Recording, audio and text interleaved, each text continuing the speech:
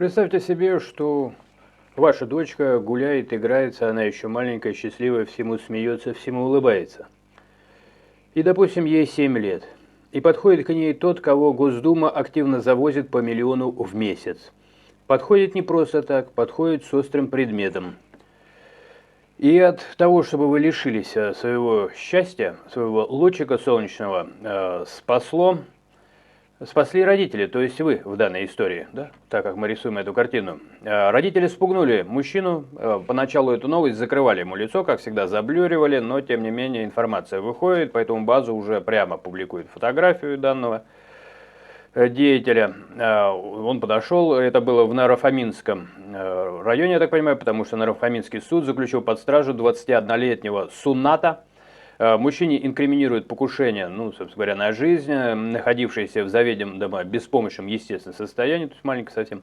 Обвиняемый успел нанести несколько ударов, но закончить свои действия он не смог, ему помешали родители, которые прибежали на место преступления и спугнули его. По данным базы, несмотря на раны, значит, девочка выписалась из больницы, дай бог ей скорейшего выздоровления, она должна понять, что сейчас о ней заботятся очень странно. Госдума и вообще действующая власть ничего не предпринимает. Бастрыкин разве что высказывался, что надо с границами что-то делать, кто-то целенаправленно завозит очень большое количество. Набиуллина в ответ говорит, надо больше. Завозит из Афганистана, завозит из Индии, то есть таких достаточно радикальных взглядов совершенно другой культуры.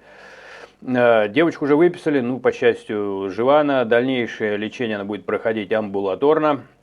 И также уже официально есть публикация СК Подмосковья по ходатайству следователя следственного отдела по городу Наро-Фоминск, соответственно, московским судом арестован 21-летний он, житель, местным жителем его называют, вот, пожалуйста, новые россиянцы.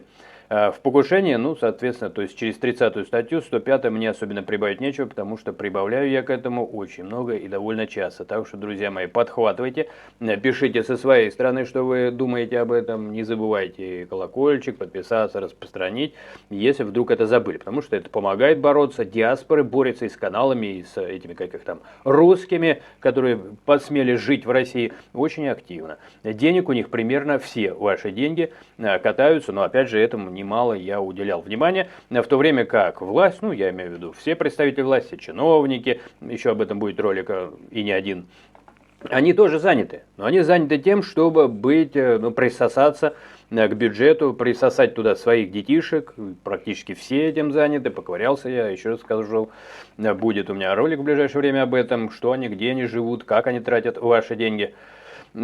Они заняты, они просто заняты этой работой. А параллельно им даже выгодно, чтобы приезжали эти, чтобы вам было не до того, чтобы задавать вопросы по адресу.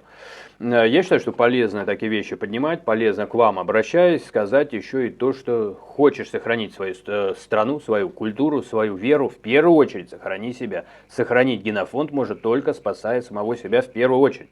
Дальше уже вопросы объединения, лидерства, выбирайте себе лидеров, не выбирайте меня, выбирайте другого, хоть это будет блогер, хоть он политолог, хоть он какой-то духовно вас чем-то вдохновляет, да, пардон за тавтологию, да, то есть духовный лидер.